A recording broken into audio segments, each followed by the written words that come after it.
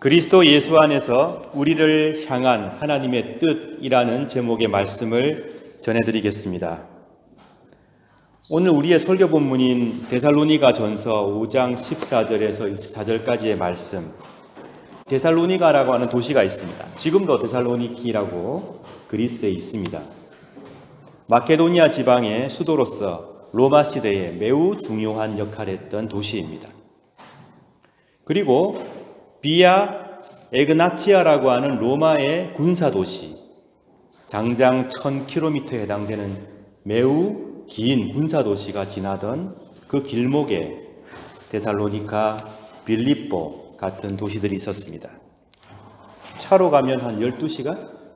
나라는 터키, 그리스, 그리고 알바니아까지 이르는 매우 긴 도시입니다. 사도행전을 보게 되면 사도 바울께서 두 번째 전도 또는 선교 여행을 할 때 이 길을 따라서 몇 개 도시를 방문합니다. 첫 번째 빌립보, 그리고 나서 데살로니가 도시에 와서 주의 말씀을 전하는 내용이 사도행전 16장, 17장에 잘 나와 있습니다. 거기 내용을 보니까 비아 에그나치아를 따라서 이동을 하다가 빌립보를 떠나 데살로니가에 왔는데 거기에 보니 유대인들이 모이는 장소가 있었던 것입니다. 그래서 사도 바울은 그곳에 가서 주의 말씀을 전하며 예수 그리스도에 대한 복음을 증거하였습니다. 그 결과 사도행전 17장 4절 유대인들 중에서 바울과 바울의 동력자였던 실라를 따르는 사람들이 생겨났습니다. 뿐만 아니라 하나님을 경외하는 사람들, 제가 여러 번 말씀을 드렸는데 하나님을 경외하는 사람들이란 이방인들, 특히 그리스인으로서 유대교 신자가 된 사람들, 유대인들의 법칙과 말씀을 따라 사는 사람들을 의미합니다. 하나님을 경외하는 그리스인들이 많이 바울과 실라 쪽으로 마음을 쏟게 되고 그들의 가르침을 따르게 됩니다. 그리고 적지 않은 귀부인들이, 권력과 또 부를 가지고 있는 귀부인들이 바울을 따르게 되었다고 사도행전은 기록하고 있죠. 데살로니가 교회가 탄생한 것입니다. 학자들은 사도 바울이 데살로니가에 3개월 정도 머물렀을 것이라고 추측합니다. 사도 바울은 힘이 될 때마다, 시간이 될 때마다 복음을 전하였습니다. 신자들은 점점 늘어났죠. 그런데 문제가 생깁니다. 이런 것을 싫어했던 그룹이 있었습니다. 바로 유대인들이었습니다.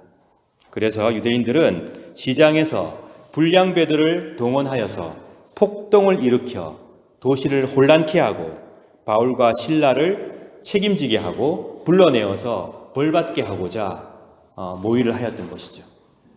이게 뭔가 자신의 의견을 관철하기 위해서 폭력을 사용하는 방식이 매우 안 좋은 방식인데 유대인들은 바울과 실라를 그렇게 하여서 폭력을 동원하여서 어려움에 처하게 했던 것입니다.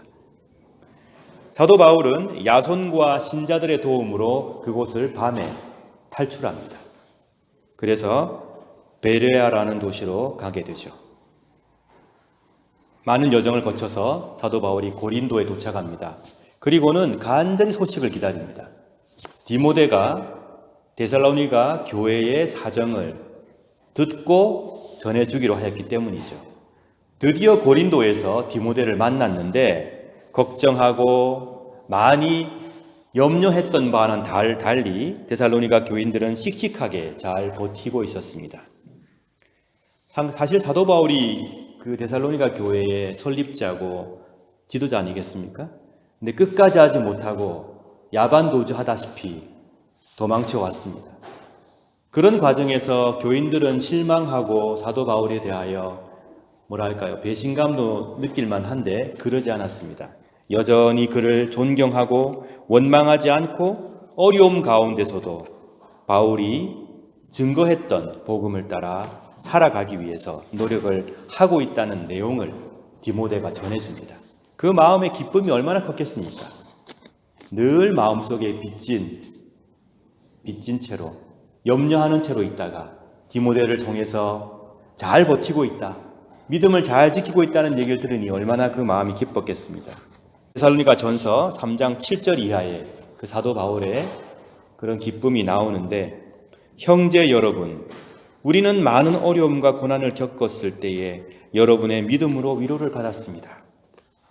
여러분이 주님 안에서 굳건히 서 있기만 한다면 그보다 더 큰 기쁨은 우리에겐 없습니다. 이 모든 것으로 인해 우리는 기뻐하고 있고 하나님 앞에 감사를 드리고 있습니다. 이 모든 기쁨과 감사를 어떻게 다 표현할 수 있겠습니까? 밤낮으로 여러분을 위하여 온 마음을 다해 하나님께 기도하고 있습니다. 여러분을 하루빨리 다시 만나 여러분의 믿음을 더 강건하게 세워줄 수 있게 되기를 기도합니다. 아버지 하나님과 우리 주 예수님께서 우리가 여러분에게 갈 수 있는 길을 열어주시길 간절히 바랍니다. 이런 마음을 담아서 편지를 보냅니다. 그게 바로 우리가 지금 접하고 있는 데살로니가 전서입니다. 이 데살로니가 전서는 아주 오래전에 쓰여진 거고요. 신약 성경 가운데 가장 이른 시기에 쓰여진 책으로 알려져 있습니다.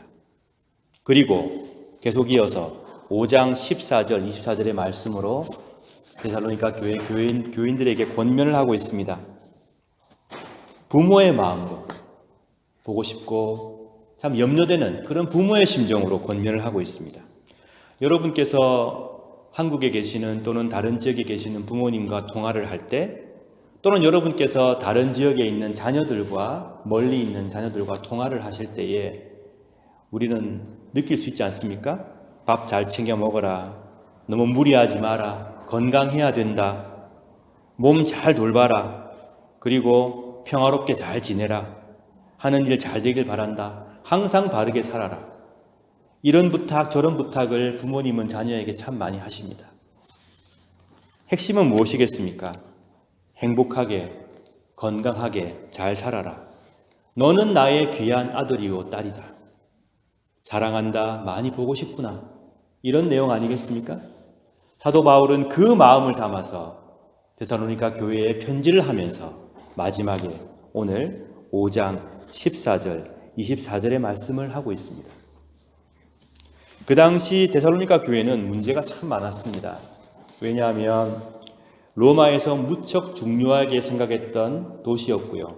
그러다 보니 당연히 그 교회 안에는 데살로니가 지역 안에는 황제 숭배, 로마 숭배 사상이 만연해 있었습니다. 이런 상황 속에서 예수님께서 십자가에 달리신 그리스도께서 우리의 주님이다. 우리의 큐리오스다라고 고백하는 것은 매우 위험한 일입니다. 더군다나 우리 주님과 함께 우리는 이 땅에 하나님 나라를 건설하고자 한다. 이것 또한 심각하게 위험한 일입니다. 황제를 섬기는 곳에서, 황제 외에는 주가 없는 곳에서, 황제의 나라만을 찬미하는 그곳에서 주님께서 우리의 왕이시고 우리의 주님이시고 우리는 하나님의 나라의 질서를 이 땅에 심고자 한다는 것은 정치적으로 탄압을 받을 그런 위험이 아주 높은 일이었던 것입니다. 그리고 데살로니가 지역을 위시한 그 당시에 많은 로마 지역에서 디오니소스 종교와 그리고 카비루스 종교가 주 종교를 이루고 있었습니다. 디오니소스, 성적인 타락을 부추기는 경향을 갖고 있습니다.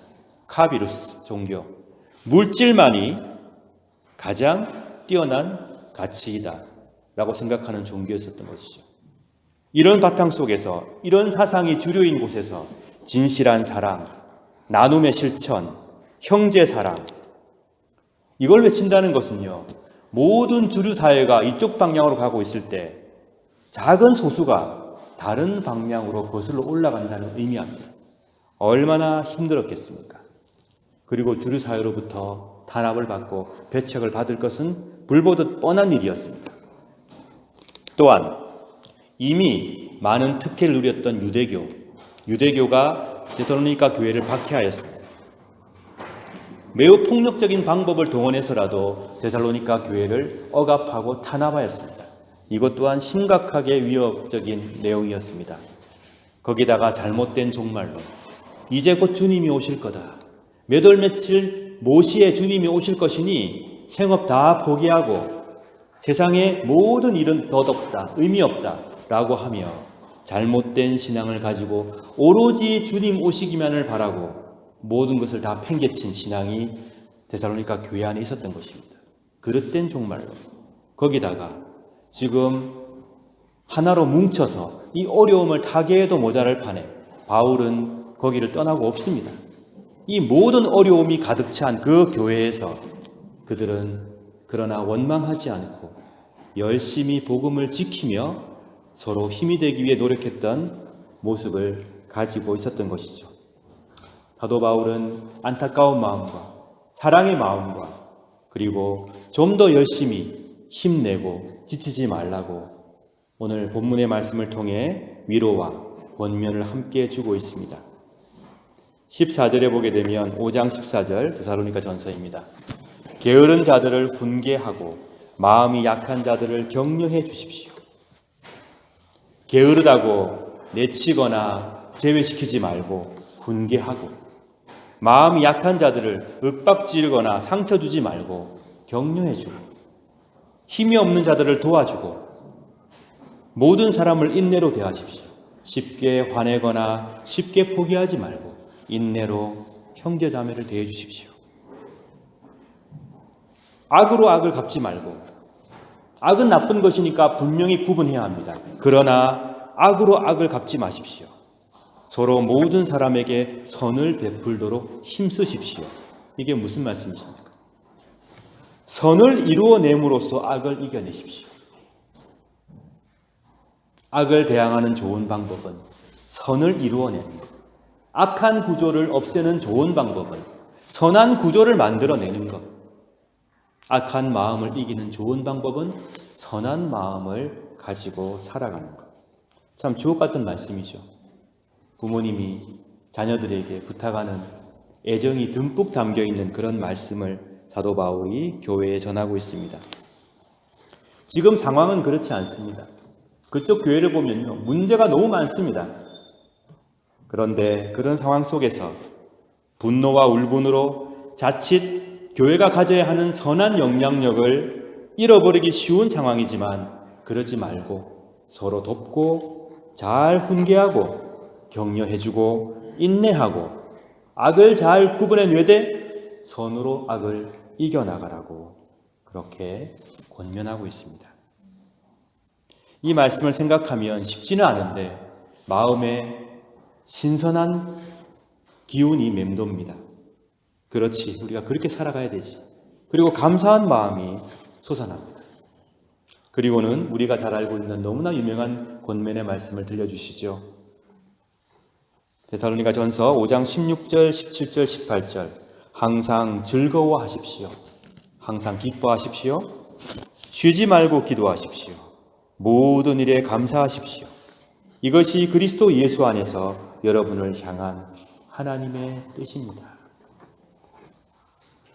우리 부모님들께서 우리에게 많은 말씀을 하십니다. 조바심에서 여러 가지 말씀. 제가 말씀드렸지 않습니까? 핵심은 뭡니까? 행복하게 살아라. 내가 너를 사랑한다. 건강해야 한다. 보고 싶구나. 사도 바울께서 오늘 데살로니가 교회에 권면의 말씀을 하고 있는데 핵심이 무엇입니까? 이것입니다. 항상 기뻐하십시오. 쉬지 말고 기도하십시오. 모든 일에 감사하십시오. 이것이 그리스도 예수 안에서 여러분을 향한 하나님의 뜻입니다. 사랑하는 여러분, 예수 그리스도 안에서 하나님께서 우리에게 바라시는 것은 우리가 항상 기뻐하고, 다시 말씀드리면 그 어떠한 상황에도 흔들리지 않는 기쁨을 가지고 늘 기도하고, 다시 말씀드리면 하나님과의 바른 관계 안에서 하나님께 우리의 아픔과 소원을 늘 아뢰고 하나님과 교통하고 삶의 모든 순간에 감격과 감사를 잃지 않고 사는 것, 그것이 바로 예수 그리스도 안에 있는 우리에게 하나님께서 바라시는 뜻이라고 사도 바울은 증거하고 있습니다. 여러분도 그렇고 저도 그렇습니다. 참 많은 어려움들이 인생에 있습니다. 하나 해결하면 또 하나 생기고 하나 넘으면 또 산이 또 다가옵니다. 그리고 유혹도 있고 때로는 실패해서 속상하기도 하고 나를 힘들게 하고 괴롭히는 여러 가지 상황과 사람들 때문에 짜증나기도 하고 그렇습니다. 근데 하나님께서 우리를 향해서 갖고 계시는 뜻은 무엇입니까? 예수 그리스도 안에서 항상 기뻐하는 것. 하나님과 늘 동행하며 그분과 교통하는 것. 모든 일에 감사하는 것. 그것이 바로 하나님께서 세상을 살고 있는 우리에게 바라시는 것이다. 오늘 이 말씀을 통해 우리는 그런 깨달음을 얻게 됩니다. 항상 기뻐하며 쉬지 말고 하나님께 기도하며 범사에 감사하는 큰 마음, 좋은 믿음, 희망으로 가득 차 활기 넘치는 아름다운 삶을 하나님께서 우리에게 원하고 계십니다. 여러분, 한번 거꾸로 생각해 봅시다. 내가 마음에 기쁨이 없다. 기도가 잘 안 된다. 그리고 감사한 일이 뭐 그렇게 많나? 잘 안 나온다. 라고 했을 경우에 앞에서 우리에게 권면하셨던 내용을 한번 돌아봅시다. 데살로니가 전서의 앞쪽에서 사도 바울이 우리에게 권면하였습니다.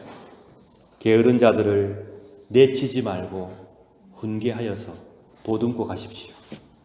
마음이 약한 자들을 상처 주지 말고 격려해 주시고 안고 가십시오. 힘이 없는 자들을 기꺼이 도와주십시오.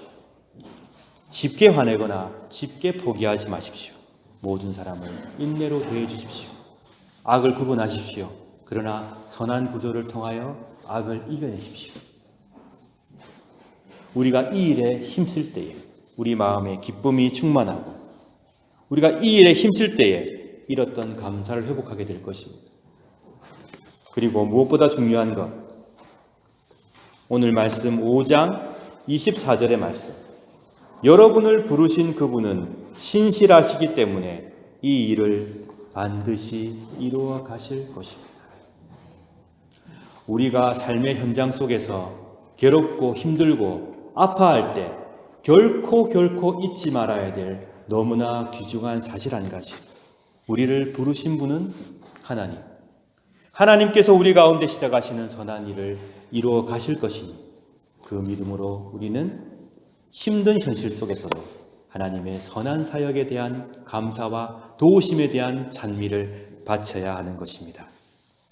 어려울 때일수록 괴로움이 심할수록 흔들리지 않는 기쁨을 회복하고 깊은 감사를 되찾고 하나님과 늘 동행하는 복된 여러분 되시길 진심으로 축원합니다.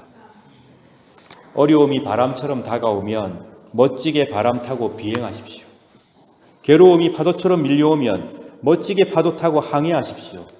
결코 방향을 잃지 말고 거뜬히 감당해내며 그리스도 예수님을 통해 온전히 이루어 가실 하나님의 나라를 사모하며 살아가시기를 축원합니다.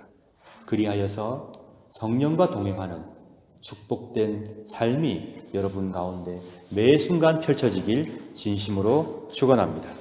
다 함께 말씀을 생각하며 기도하시겠습니다. 기도하실 때에 아름다운 우리 비인 종동교회 공동체를 위해서 봉사하는 교우들에게 하나님의 큰 축복이 임하시길, 지금도 어려운 상황 가운데 있는 교우들과 이웃들에게 하나님의 큰 위로가 임하길, 우리나라의 평화와 오스트리아와 세계의 평화를 위하여, 그리고 지금도 큰 어려움 가운데 있는 많은 나라의 백성들을 위하여 이 시간 말씀 생각하시며 기도하겠습니다.